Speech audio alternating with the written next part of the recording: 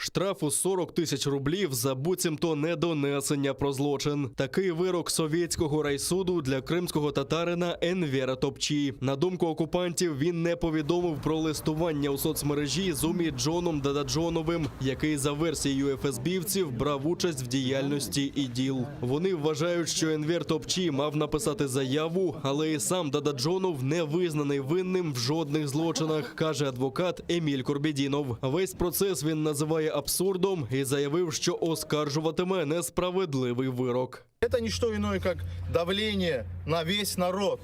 Вы, пожалуйста, адекватно отреагируйте на те заявления, которые мы пишем о преступлении в течение уже 7 лет. О похищениях, о пытках, о насильственных перемещениях, о том, что людей содержат в нечеловеческих условиях, о приговорах, о тех ярлыках террористов, о давлении на СМИ. Столько заявлений мы о преступлении написали. Где уголовные дела? Где лица, которых вы привлекли за это к ответственности? Где они?